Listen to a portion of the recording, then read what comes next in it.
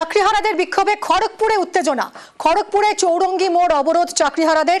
যোগ্যদের তালিকা প্রকাশ করতে হবে, ওএমআর প্রকাশের দাবি।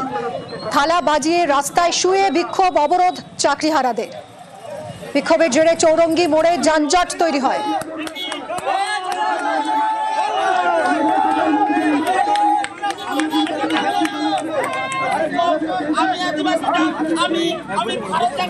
শঙ্কর আমাদের প্রতিনিধির সঙ্গে কথা বলবো। শঙ্কর, চাকরিহারাদের বিক্ষোভ খড়গপুরেও, কি দাবি তাদের আর এখনই বা কি পরিস্থিতি?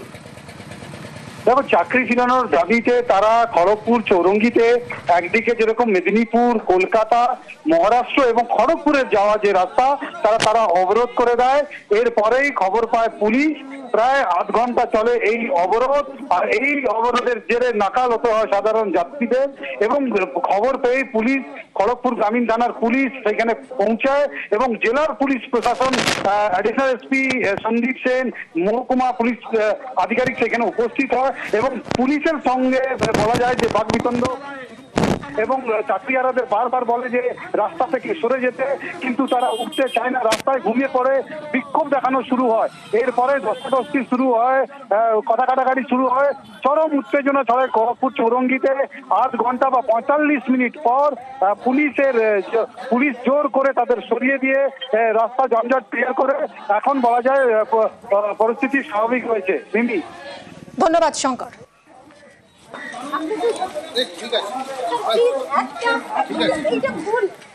ঠিক আছে, ঠিক আছে, এটা সম্মান। দেখেছেন কেমন রক্তাক্ত হয়েছে পরিবেশটা, গোটা পরিবেশ। শিক্ষা ব্যবস্থার উপর কালিমা দেওয়া হয়েছে। হ্যাঁ, এমনিতে কালিমা আগে ছিল, মানে আরো সবাই দেখতে পাচ্ছে দেশবাসী যে টিচারদের উপর মান সম্মান কিন্তু ধুলাই মিশে গেছে। আমরা কিন্তু ওনারা মান সম্মান হানি করলেও আমরা কিন্তু পুলিশের উপর সম্মান কিন্তু রাখি। এই সম্মান দেওয়ার জন্য এই কথা ওনাদের হাতে তুলে দিচ্ছি। গত বৃহস্পতিবার চাকরিহারাদের বিকাশ ভবন ঘেরাও কর্মসূচি ঘিরে একেবারে ধুন্ধুমার হয় পরিস্থিতি। রীতিমতো ধস্তাধস্তি বাঁধে পুলিশ কর্মীদের সঙ্গে চাকরিহারাদের। দুপক্ষেরই বেশ কয়েকজন আহত হন। আর সেই ঘটনায় এবার আন্দোলনকারীদের বিরুদ্ধে মামলা দায়ের। আজ বিধাননগর নর্থ থানায় 5 আন্দোলনকারীকে তলব করা হয়। সকালে তলব করা হয়েছিল সকাল 11টা নাগাদ, কিন্তু বিকেল 4টেয় থানায় যাবেন বলে সিদ্ধান্ত নিয়েছেন আন্দোলনকারীরা। অনুপ আমাদের প্রতিনিধির সঙ্গে কথা বলবো। অনুপ, কি জানা যাচ্ছে, কখন যাবেন আন্দোলনকারীরা থানায়? গত বৃহস্পতিবার যখন বিকাশ ভবনের সামনে যে ধুন্ধুমার পরিস্থিতি ছিল, পুলিশের সঙ্গে আন্দোলনকারীদের দ্বন্দ্বযুদ্ধ হয়েছিল এবং সেই পরিস্থিতি কিন্তু একেবারে লক্ষ্য করা গেছিল। বিকাশ ভবনের ঢোকার গেট থেকে শুরু করে প্রত্যেক দিকে ভাঙচুর করা হয়েছিল। পুলিশ কর্মী থেকে শুরু করে অন্যদিকে যারা সরকারি কর্মী তাদেরকে মারধর থেকে শুরু করে হেনস্থা একাধিক ঘটনা ঘটেছিল। তারপরেই পুলিশের পক্ষ থেকে সেই সিসিটিভি ফুটেজ সংগ্রহ করা হয় এবং পুলিশের পক্ষ থেকে স্বতঃস্ফূর্ত মামলা দায়ের করা হয়েছিল এবং 15 জনকে চিহ্নিত করা হলো। আজকে কিন্তু ইতিমধ্যেই 5 জনকে তলব করা হয়েছিল বিধাননগর উত্তর থানায়। যদিও সকাল 11টার মধ্যে সশরীরে হাজির হওয়ার কথা বলা হয়েছিল, এমনটাই পুলিশের পক্ষ থেকে স্পষ্ট করা। যদিও সকাল 11টার পরে এখনো পর্যন্ত না গেলেও তারা একটা সিদ্ধান্ত নিতে হয়েছে বলে এমনটা জানতে পারা যাচ্ছে। কেন সকাল 11টায় ডাকা হলেও বিকেল 4টেয় যাবেন, এরকম সিদ্ধান্ত কেন নিলেন আন্দোলনকারীরা, কি বলছেন? তাদের আইনজীবীদের থেকে বেশ কিছু আইনি পরামর্শ নিচ্ছে এবং হাইকোর্টে এই বিষয়টি কিন্তু ইতিমধ্যেই দৃষ্টি আকর্ষণ করেছে। তার পরবর্তীতে যে আইনজীবী তাদের সঙ্গে এই আলোচনা করার পরবর্তী ক্ষেত্রে তারা এই সিদ্ধান্ত চলেছেন। বিকেল 4টের সময় তারা কিন্তু একেবারে বিকাশ ভবন থেকে মিছিল করার পরবর্তী ক্ষেত্রে যে 5 জনকে তলব করা হয়েছে তারা সেখানে কিন্তু যাবেন। যদিও এখনো পর্যন্ত একটি মিটিং চলছে তাদের, পরবর্তী ক্ষেত্রে আইনজীবীদের সঙ্গে আবারও তারা কথা বলবেন, তার পরবর্তী সিদ্ধান্ত হয়েছে। কিন্তু যে ঘটনা ঘটেছিল সেই পরিপ্রেক্ষিতে আজকে পুলিশের পক্ষ থেকে বলা হচ্ছে, যেহেতু সকাল 11টা তলব করা হয়েছে, অন্যদিকে আন্দোলনকারীদের পক্ষ থেকে কোনো রকম কিন্তু উত্তর দেওয়া হয়নি। তাই পুলিশের পক্ষ থেকে মনে করা হচ্ছে যে তাদের যদি তলব করা হয়েছে সেই কারণে তারা আসবেন এবং জিজ্ঞাসাবাদের সম্মুখীন হবেন। সেদিন কি পরিস্থিতি হয়েছিল, কেন ভাঙচুর করা হয়েছিল, কেন সরকারি কর্মীদেরকে হেনস্থা করা হয়েছিল, মারধর করা হয়েছিল, এই গোটা বিষয়টি সম্পর্কে কিন্তু জিজ্ঞাসাবাদ করতে চাই বিধাননগর উত্তর থানার পুলিশ। আচ্ছা, অনেক ধন্যবাদ অনুপ। এদিকে এই পুলিশের তলব নিয়ে আন্দোলনকারীরা কি বলেছিলেন গতকাল, একবার শুনবো। যারা যোগ্য হয়ে রাস্তায় ছিলাম তারা তো শান্তিপূর্ণ বিক্ষোভই দেখাচ্ছিলাম, কাউকে কোনো আঘাত হানা হয়নি। বারবার অ্যানাউন্স করেছিলাম আমরা যে কাউকে কোনো রকম অসুবিধায় ফেলা হবে না। রাস্তায় দিনের পর দিন আমরা পড়েছিলাম, তারা ভেতরে একটা দিন আটকে থাকতে পারলে না, তাও এসি ঘরে। তাহলে এই ধরনের অসভ্যতামিগুলো কেন করা হচ্ছে? আমাদের ওপর লাঠিচার্জ হলো, রক্তক্ষরণ আমাদের হলো, আর তাদের নামে কেস দিয়ে ভয় দেখিয়ে তাদেরকে আবার এফআইআর করে ডাকা হচ্ছে। অযোগ্যদের সাথে আমাদেরকে মিশিয়ে দিয়ে অন্যের চোরের দায় আমাদেরকে দোষী সাব্যস্ত করে আমাদের চাকরিটা খেয়ে নেওয়া হচ্ছে।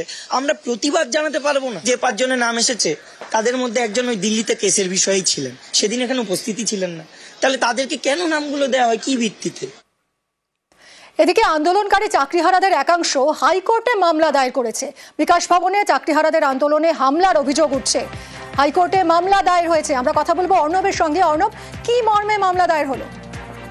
দেখো, কয়েকদিন বিকাশ ভবনে এই চাকরিহারা এসএসসি তাদের তরফে একাধিক মঞ্চ, সেই মঞ্চের তরফে যে আন্দোলন হয় সেই আন্দোলন একটা অন্য মাত্রায় পৌঁছায় এবং সেখানে বেশ কিছু ঘটনা ঘটে। ইতিমধ্যে পুলিশ পদক্ষেপ শুরু করেছে। এই ঘটনায় সুপ্রিম কোর্টে যিনি রিভিউ পিটিশন করেছেন, এই আন্দোলনকারীদের অন্যতম একজন, তিনি আজ কলকাতা হাইকোর্টে দ্বারস্থ হলেন এবং জরুরি ভিত্তিতে মামলা দায়েরের অনুমতি চাইলেন। বিচারপতি তীর্থঙ্কর ঘোষ তাকে জরুরি মামলার অনুমতি দিয়েছে এবং তার অভিযোগ আদালতের সামনে যে তারা যে আন্দোলন করছেন সেই আন্দোলনকে গন্ডগোল করার জন্য কিছু দুষ্কৃতী তাদের উপর হামলা চালিয়েছে এবং এই ঘটনায় পুলিশ উল্টে তাদেরকে অভিযুক্ত হিসেবে থানায় ডেকে পাঠাচ্ছে এবং এই আন্দোলনকারী যিনি মামলা করেছেন তাকে কাল মঙ্গলবার বিধাননগর উত্তর থানায় ডেকে পাঠানো হয়েছে বলে অভিযোগ। পুরো বিষয়টায় হাইকোর্টের হস্তক্ষেপ প্রার্থনা করে এবং পুলিশের অতি সক্রিয়তার অভিযোগ এনে এই মামলা দায়েরের প্রক্রিয়া ইতিমধ্যেই শেষ হয়েছে। বুধবার দিন এই মামলার শুনানি হবে জানিয়েছেন বিচারপতি তীর্থঙ্কর ঘোষ। ধন্যবাদ অর্ণব।